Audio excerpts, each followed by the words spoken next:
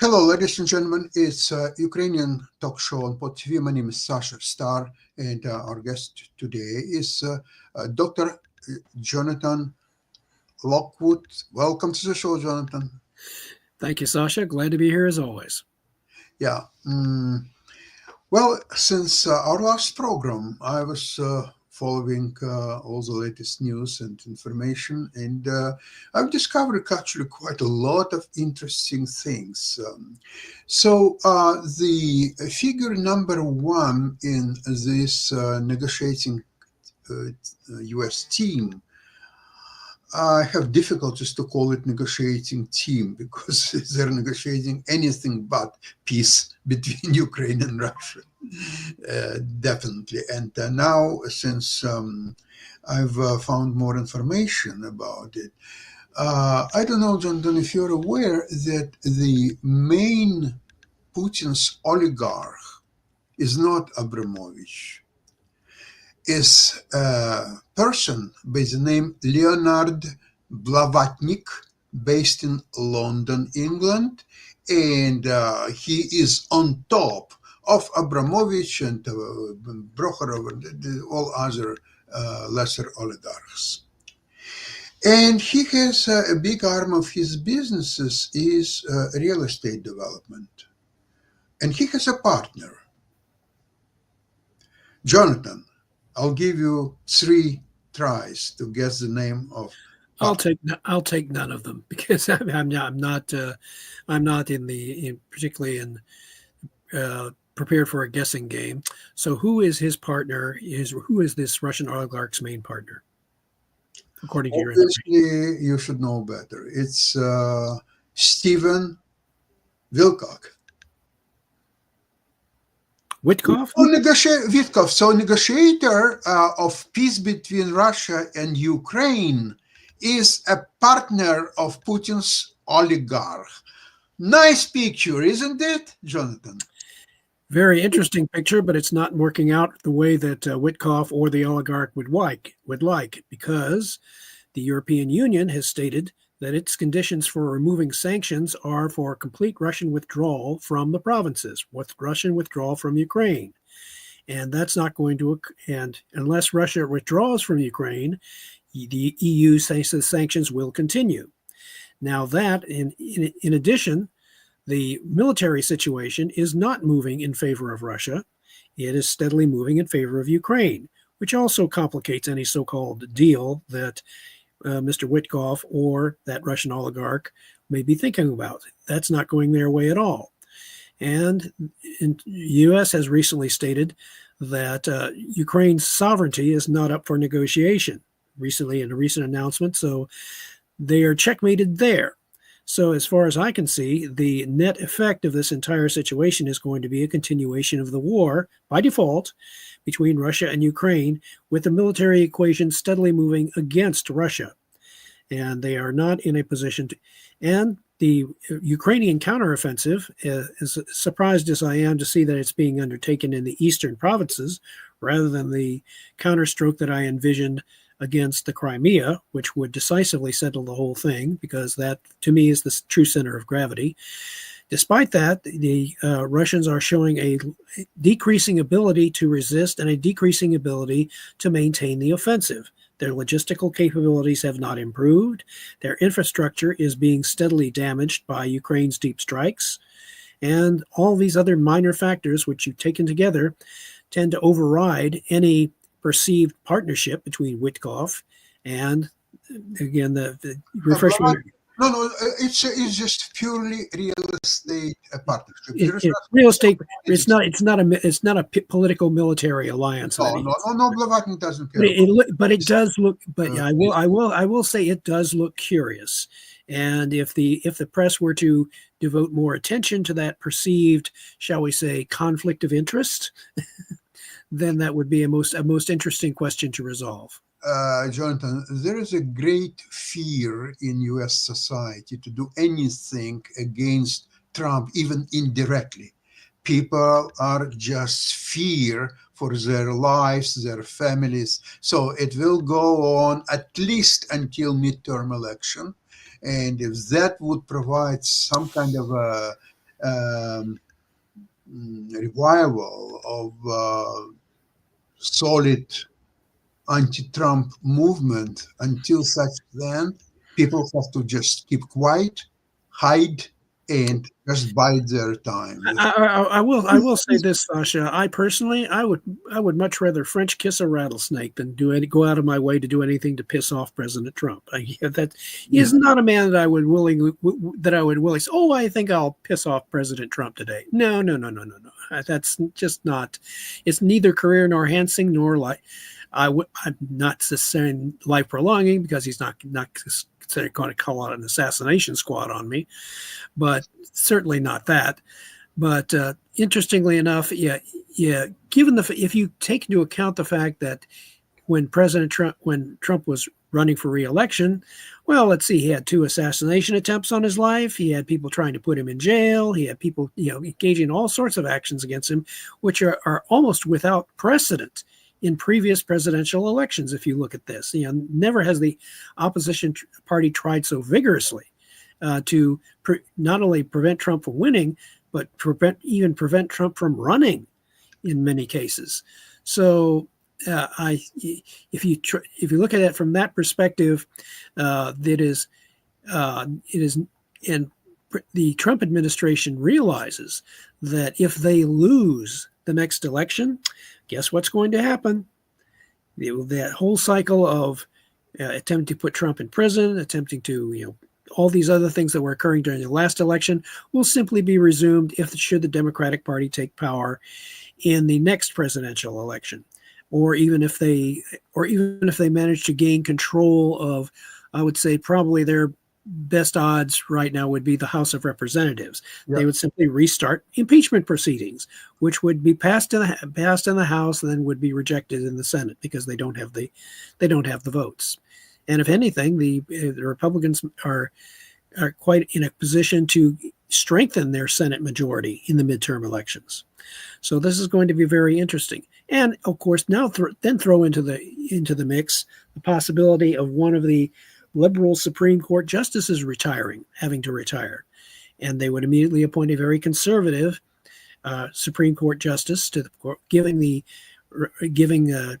conservatives a 7-2 supermajority which would move things even faster because the Republicans would be trying to get all cases that they need to have resolved adjudicated by the Supreme Court, where they have the supermajority. So that's it is a fascinating situation to watch, and but bringing the focus back to the Russia-Ukraine conflict, the net effect of all of these things right now, given the fact that a ceasefire, even a ceasefire, even let alone an armistice, and forget about a permanent peace agreement, that seems to be so problematic right now that my projection is that the Russians will exhaust themselves trying to get any kind of decision on the battlefield. And what will happen then is that it will be in the hands of Ukraine to secure its own future by inflicting a decisive operational defeat on the Russian army. It remains to be seen whether that's going to take place, but the European Union, at least economically, is backing up Ukraine by saying no lifting of sanctions until Russia withdraws from Ukraine completely. So that's laying down that's a very firm economic ultimatum. And when you throw into the mix all of these other things, it's a fascinating but very complicated multi. I would you and I have spoken of this being a chess game or a poker game. This is starting to look like a multiplayer chess game. A multiplayer chess game Um, with I would like with to, some elements of poker thrown in for good measure. okay, I would like to add something very important that I mentioned it last program that Trump needs a exit strategy because obviously there will be no peace whatsoever in 30 days. Now he's rushing to with a new deal with Ukraine, the rare metals. No, it's no longer a rare metals deal. Now it's everything what Ukraine has, Oh, including gas and oil and infrastructure and production facilities, just everything, whatever it is Ukraine has to go into that deal, which will be controlled a board of directors, 3 American, 2 Ukrainians, and all 3 Americans will have veto power. And is the Witkoff going to be on that board? we'll see. Now, all the proceeds from this venture, they will pay off the money that Americans spent from February 2022 02, yeah. till present. And then only after that, the money will be split in whatever proportion, maybe 60-40 for Americans or 50-50 or something like that. So, furthermore, um, that essentially um, Ukraine has to recognize that it owes US X amount of dollars. With this joint venture or whatever you want to call it coming through or not. So right now, Ukraine, while it was receiving help from US as from other countries, in case of US, it has to recognize it as the government debt to US. We'll see if even if Zelensky, for whatever reasons, will be forced to sign such document, it will never ever approved by Rada of Ukraine, which is a parliament of Ukraine. It's not going to be approved. Why Americans are doing that, creating a document which 100% will not be approved? An easy one.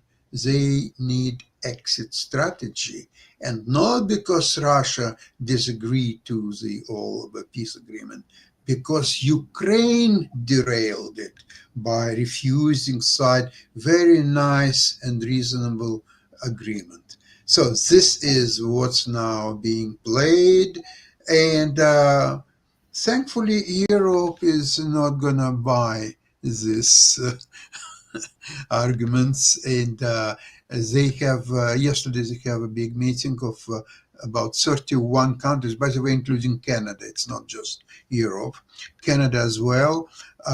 They will, first of all, they stop any purchases of US made weapons, including F-35 and just anything else.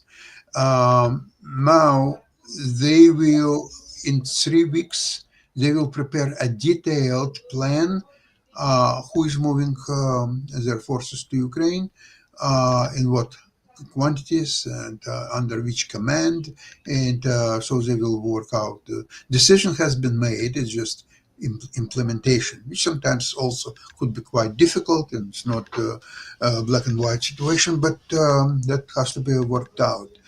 Um, so now we can see that Trump is playing a complicated game where peace with Ukraine, Russia-Ukraine peace, is playing very little percentage of what's being discussed and what's really going on there. They're discussing completely different things. They're discussing different business ventures. They're discussing all kinds of things, but not really peace. And that peace is farther down the line is becoming less and less achievable. And that's why, in my opinion, uh, Trump is looking for a credible exit strategy.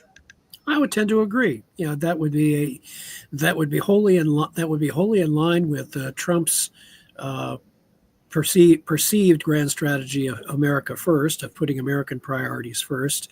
And so therefore he has to have a credible exit strategy so that he can maintain without sacrificing either his credibility or the national security of the United States.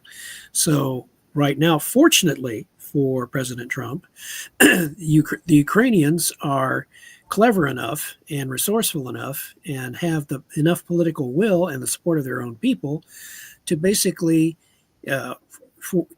force the Russians into a losing position. They have forced the Russians into zugzwang. No, they don't have. The Russians don't have an obvious good move. It's a forced for them. It's a forced move. If they are forced to continue the war, they are going to be forced into a more and more of a losing position. And it is not in Russia's interest to oddly enough, it's not in Russia's interest to continue the war, and it's not in Russia's interest to stop the war because negative consequences will ensue for Russia no matter what it does. So that because if they were to in fact agree to a ceasefire and withdraw, and then now Putin has to explain to the other oligarchs and to the Russian people, okay, why did we do this?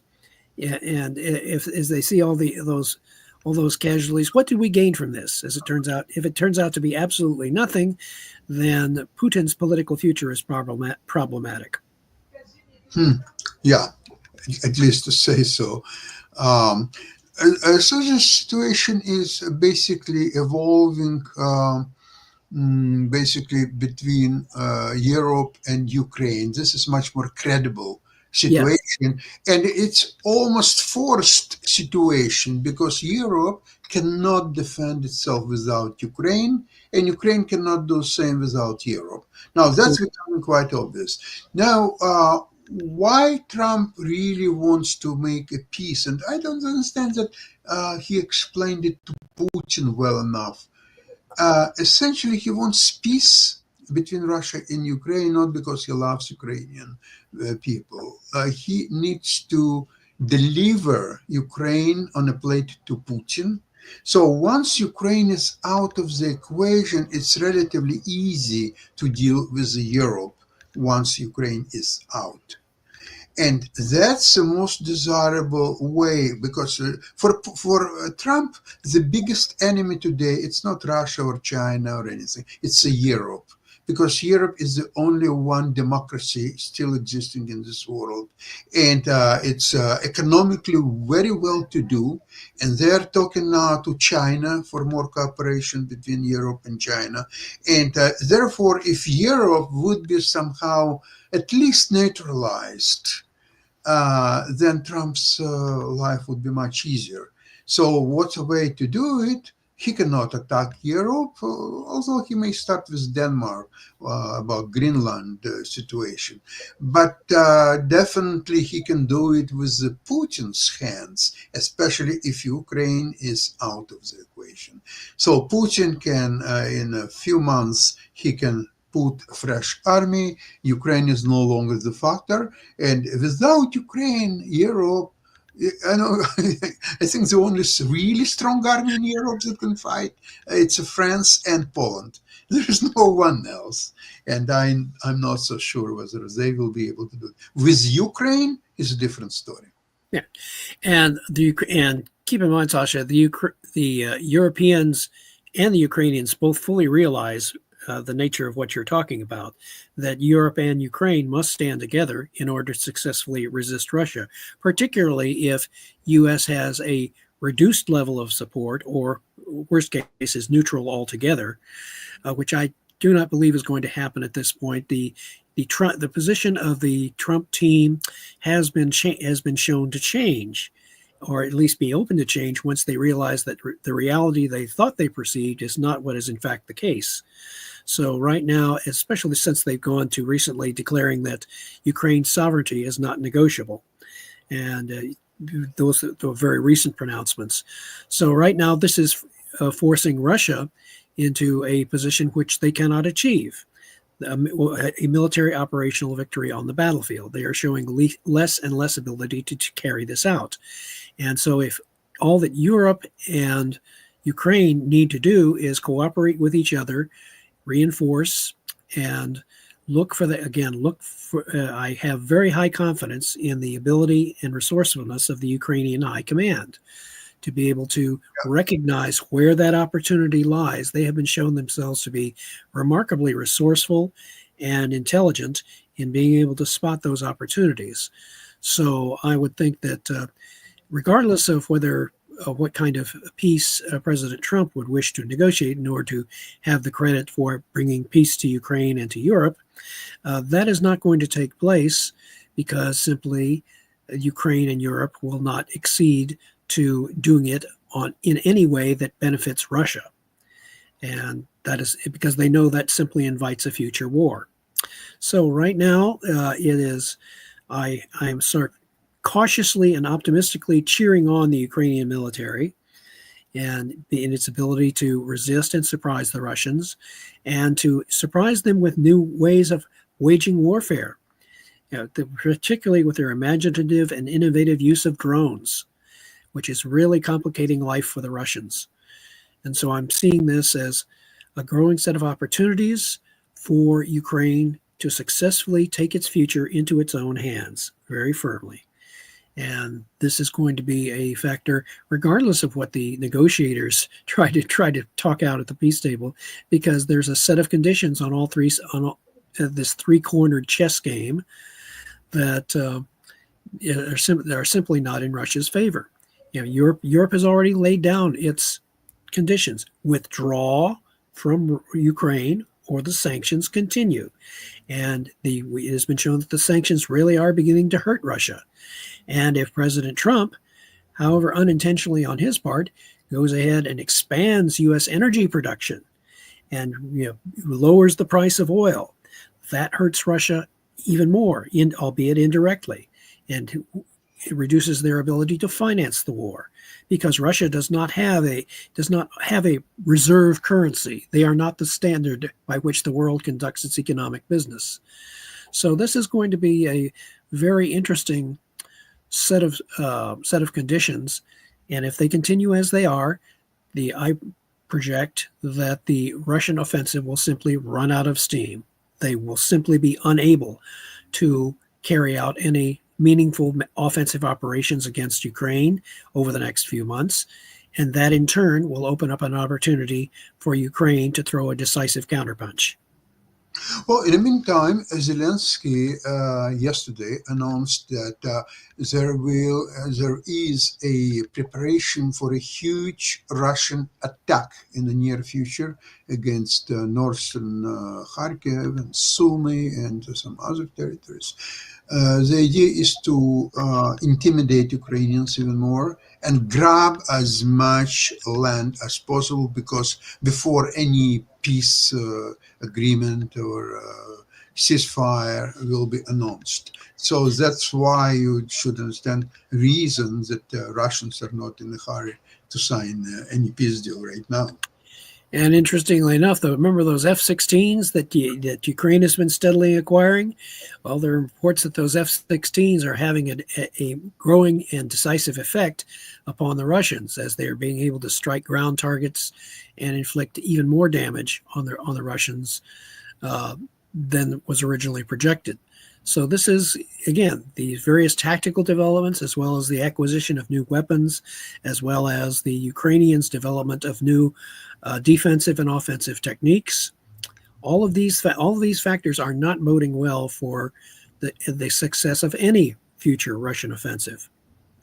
So it's, again, yes, Zelensky is warning in advance. Yes, the Russians are preparing to try and launch a new offensive, but they're not taking Ukraine by surprise. They see it coming. They're seeing it coming. They're making preparations. And so it will be very interesting for them to announce that would be almost as bad as the British in 1916 announcing a great new offensive known at the Somme River. And you know how that turned out. Biggest single disaster for the British Army in its history. Russia may expect a similar fate if they continue to try and wage offensive operations against Ukraine in the face of growing Ukrainian military strength, because Zelensky wants to mobilize an even larger army.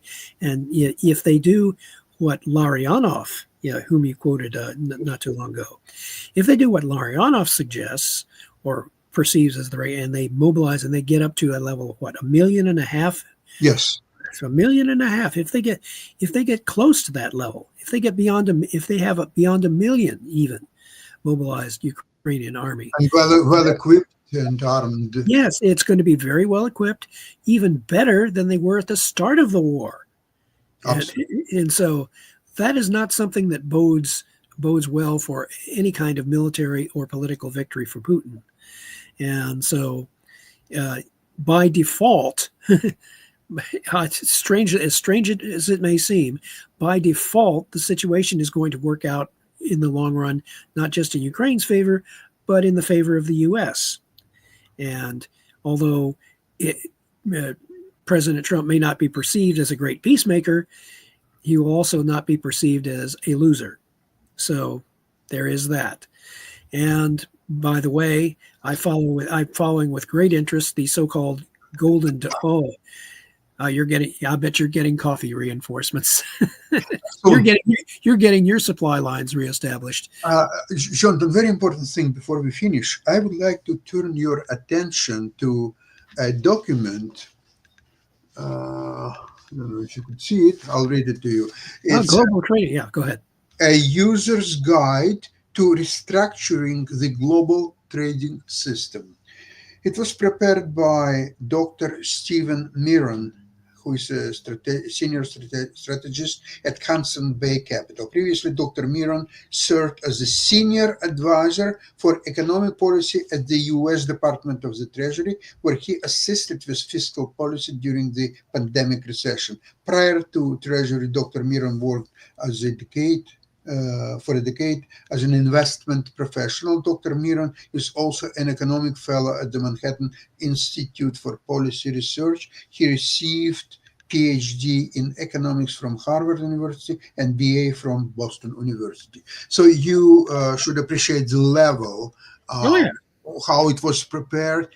But please get it on internet and read it, because without this, because that's the only thing about economy, Trump is reading, no, he doesn't read, but he's listening only to one source, Dr. Miron. And anything else is just a noise. So to understand Trump's economic and other policies, you must read and understand this. I'm pretty sure you will. If you could forward me a link to that, or email me a link to that, that would also be greatly appreciated. So in any case, things are looking fascinating from my perspective. It's a very complicated task to try to make predictions. Kind of like building an airplane while it's in flight.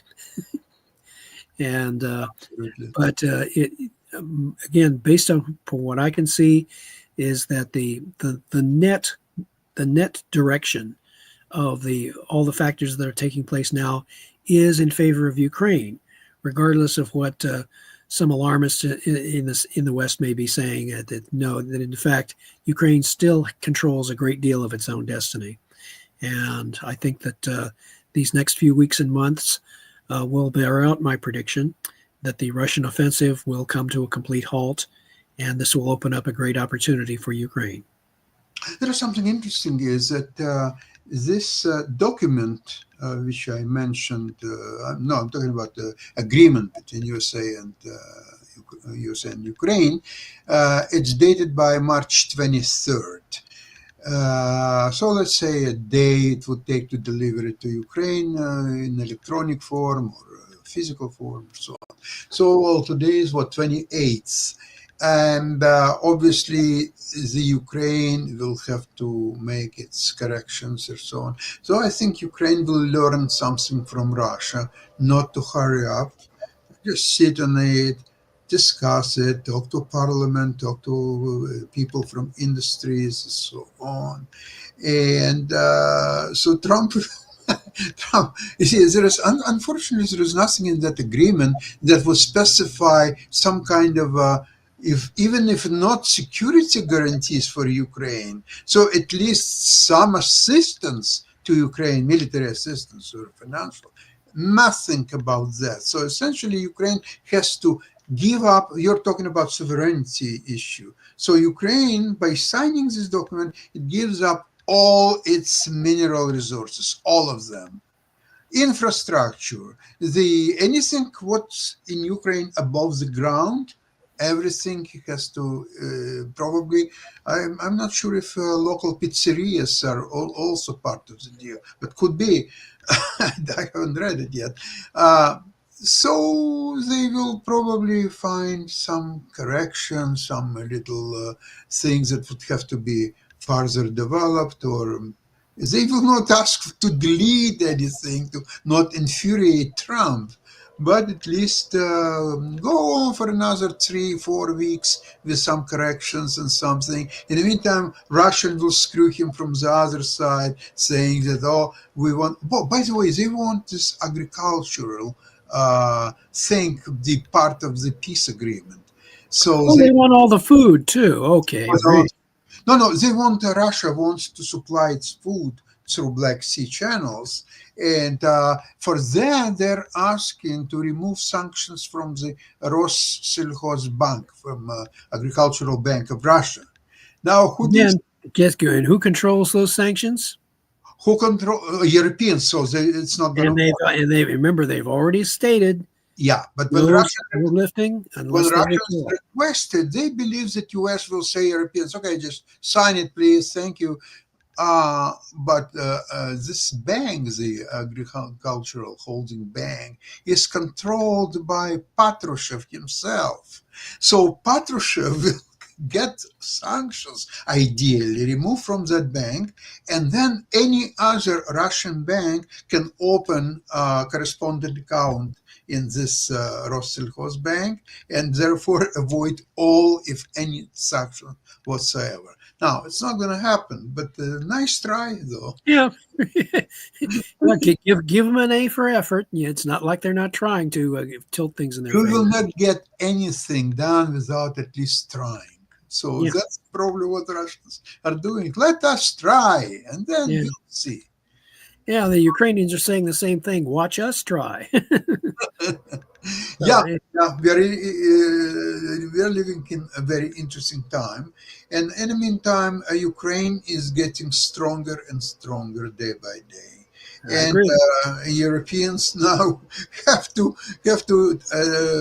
defend themselves against both Russia and United States, and it seems to me that they will find a new partner on a world stage, and it will be China.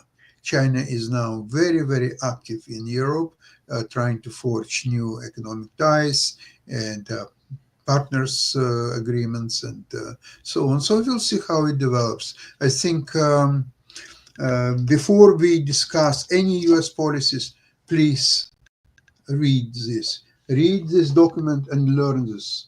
This is what Trump is. He's not reading it, but somebody reads to him every day, and that's where he gets all his economic ideas, tariffs, and so forth, and etc. And so far, it is very painful for American people all over the place, including trade, partnerships, because US was always great by building partnerships around the world, and that was a great strength of United States. Now it's losing most of it. It's not really good, and the tariffs barriers, it's double-edged sword. It will hurt US from another side, like it is already happening with Canada, and it will happen with Europeans and others. So it's a very uncertain situation, to say the least. Yeah. Okay. In any case, Ukraine is continuing to its heroic fight. Glory to Ukraine. And thank you very much for today's program.